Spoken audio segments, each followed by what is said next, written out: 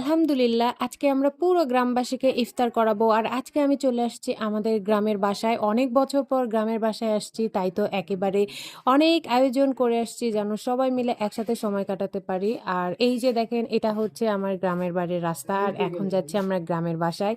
অনেক আগেকার মানুষগুলোর সাথে দেখা হচ্ছে, মানে অনেক দিন পর দেখা হচ্ছে সবার সাথে। আমি আসার সময় ফল নিতে ভুলে গেছি, তাই আমি গ্রামের ভিতর থেকেই ফল নিচ্ছি। আমি ভেবেছিলাম যে গ্রামেই টাটকা ফল পাবো, কিন্তু ব্যাড লাক, ওই রকম ভাবে আমি ফল কিনতে পারি নাই। আর আমাদের হাতেও সময় খুব কম ছিল। আমাদের গ্রামে যাইতে কিন্তু অনেক সুন্দর সুন্দর রাস্তা পড়ে। আর এই রাস্তাটা দেখেন, আপনারা চিনে থাকলে অবশ্যই কমেন্টে জানাবেন। আমার খুব ভালো লাগছে। গ্রামে এসেই আমি সবার সাথে দেখা করলাম, কথা বললাম। এটা হচ্ছে আমার নানি শাশুড়ির বাড়ি। আর ওই যে বাগানটা দেখছেন, বাগানের ওই পারে হচ্ছে আমার দাদা শ্বশুরের বাড়ি, মানে আমার শ্বশুর বাড়ি আর কি। তো এই পাশে হচ্ছে আমার শাশুড়ির বাড়ি, আর ওই পাশে হচ্ছে আমার শ্বশুর বাড়ি। তো যাই হোক, অনেক সুন্দর লাগতেছিল। আমি এই বাসা থেকে ওই বাসায় এই বাগানটা পার হয়ে চলে যাচ্ছি। এই যে, আর আমার ছেলে একেবারেই ফাঁকা মাঠ পেয়ে সেই সুন্দর করে খেলা করছে, মানে আমার আশেপাশেও নেই সে। ও একা একাই খেলা করছে, দৌড়ে বেড়াচ্ছে। যেহেতু খোলামেলা জায়গা পেয়েছে, ও আর আমার ধরা ছোঁয়ার বাইরে চলে গেছে।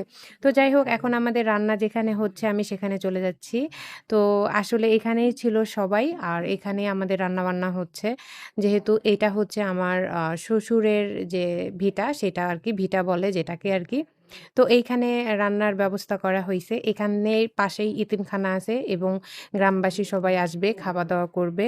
তো এইখানে রান্না হচ্ছিল, আর রান্না করছিল আমাদের সব আত্মীয়স্বজন। কারণ গ্রামের অধিকাংশ মানুষই হচ্ছে আমাদের আত্মীয়। তো কাছের মানুষের কাছে গিয়েই যেহেতু আয়োজনটা করা হয়েছে, তাই সবাই ছিল পাশাপাশি। আর অনেক ভালো লাগতেছিল।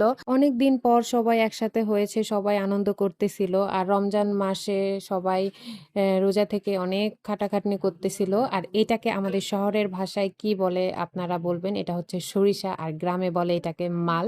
সবাই ভালো থাকবেন। আল্লাহ হাফেজ।